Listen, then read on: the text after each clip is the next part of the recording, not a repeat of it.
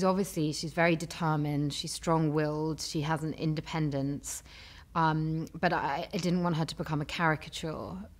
It was very important that we found her humanity and her vulnerability, and also that you, as the audience, would be with her, that she doesn't become objectified, that she's not glorified or on any sort of pedestal, that there was an immediacy to her, and that you were engaged with her struggle.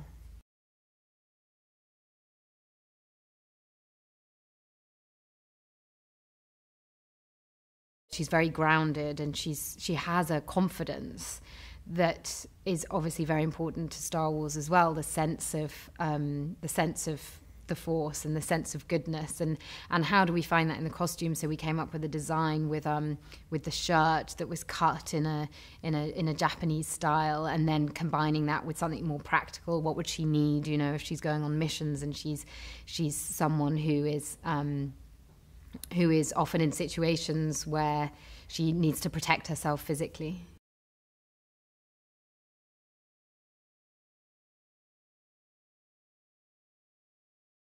Often it's very important how you shoot an actor and the angles that you use and the way you present them. And it was always very much about, and I remember Gareth with the handheld camera, you know, who's always wanting to be in Jin's mind, in Jin's world, and reflecting that through the way it was shot.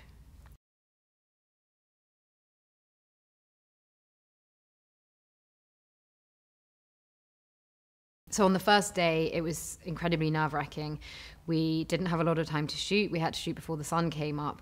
So Alan, Diego, and we had quite a small scene to start off with, you know, to break us in gently on the first day. But we must have run that scene about 30 times, traveling from base to the set, because we were so nervous. None of us wanted to mess up and forget our lines, and wanted to make it as good as possible. So rather neurotically, we just kept running it on a loop over and over and over again as we're bouncing along in this Land Rover driving over Wadi Rum.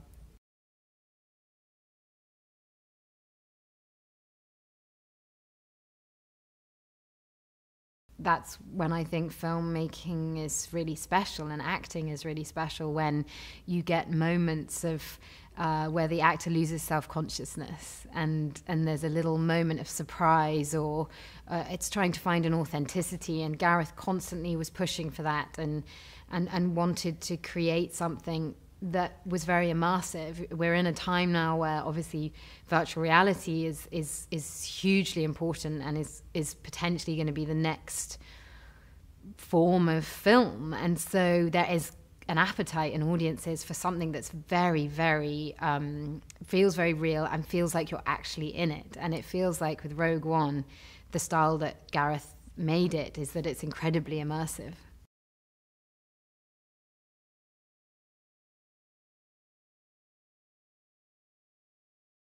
Forrest he's just such a tremendous actor, and he brings such humanity to everything he does, and it was very, very special working with him. I really, really enjoyed it.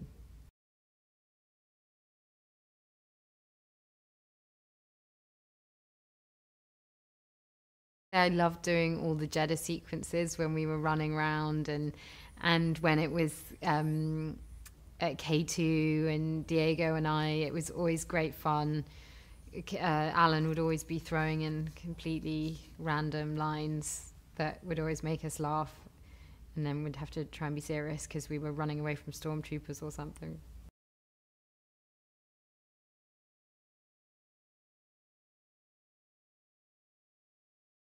We shared everything together.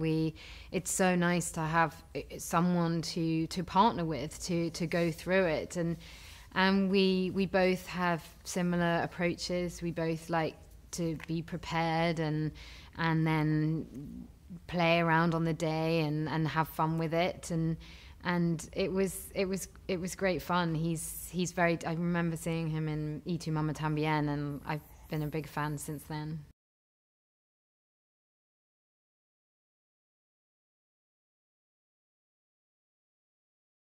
I think it's a great opportunity to explore different styles of Star Wars that we haven't seen before. And I think the audience are really ready for it. There's an appetite for a new adventure. And so we have been given such freedom to experiment and really play within the Star Wars universe.